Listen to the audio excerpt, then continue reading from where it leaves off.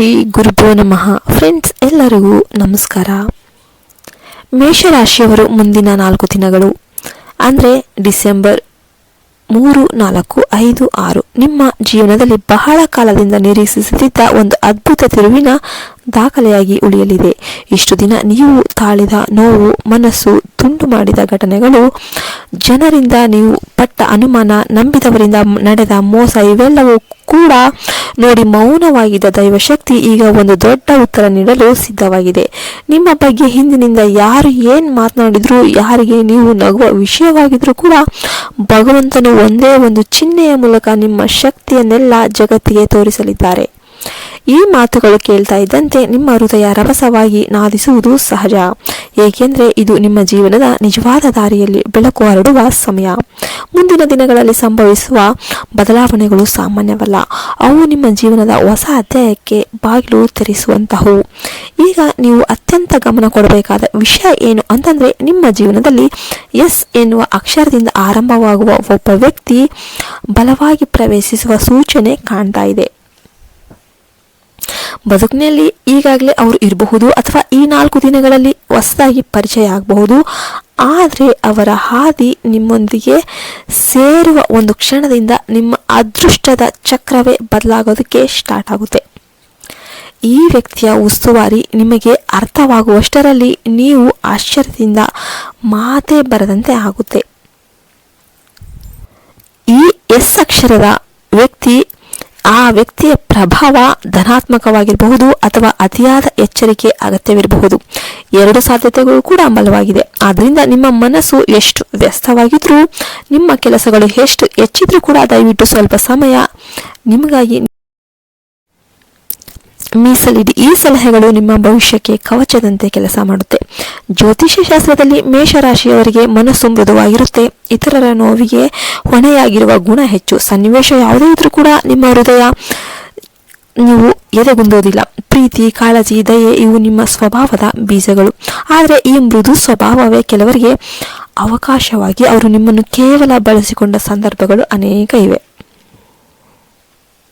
ಇನ್ನು ಬಾಲ್ಯದಿಂದಲೂ ಕೂಡ ನೀವು ಬಯಸಿದ್ದು ಒಂದೇ ಒಂದು ವ್ಯಕ್ತಿಪೂರ್ಣ ಪ್ರೀತಿ, ನಿಜವಾದ ಅರ್ಥ ಮಾಡಿಕೊಳ್ಳುವಿಕೆ. ಆದರೆ ಅದನ್ನೇ ಹೆಚ್ಚು ಜನ ದುರುಪಯೋಗ ಮಾಡಿಕೊಳ್ತಾರೆ.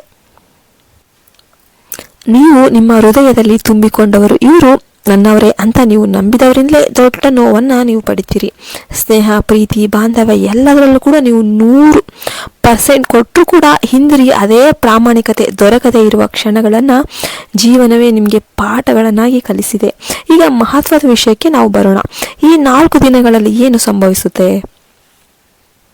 ಇದು ಬಹಳ ಸಾಮಾನ್ಯವಾದ ಒಂದು ಸಂದರ್ಭದಲ್ಲಿ ಹೇಳೋದಾದರೆ, ಬಸ್ನಲ್ಲಿ, ಅಂಗಡಿಯಲ್ಲಿ, ಇನ್ನು ಮದುವೆಯಲ್ಲಿ, ಮಂದಿರದಲ್ಲಿ, ಕಚೇರಿಯಲ್ಲಿ ಒಂದು ಹೊಸ ವ್ಯಕ್ತಿ ನಿಮ್ಮ ಜೀವನಕ್ಕೆ ಪ್ರವೇಶ ಮಾಡುವ ಅವಕಾಶ ಬಹಳ ಬಲವಾಗಿ ಕಂಡು ಬರ್ತಾ ಇದೆ.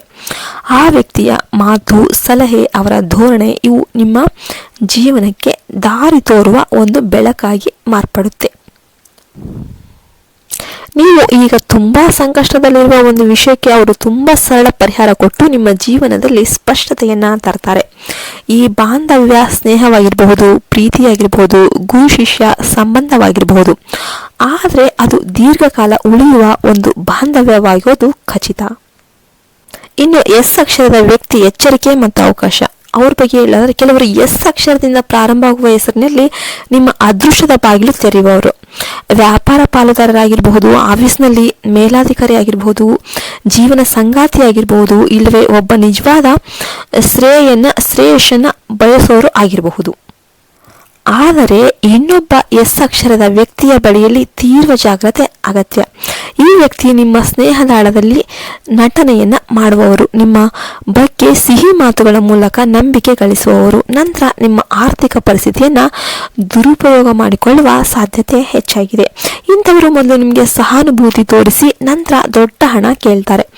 ಹಣ ಪಡೆದ ನಂತರ ತಿಂಗಳು ತಪ್ಪಿಸಿಕೊಂಡು ಹೋದಂತೆ ಅವರು ವರ್ತನೆಯನ್ನ ಮಾಡ್ತಾರೆ.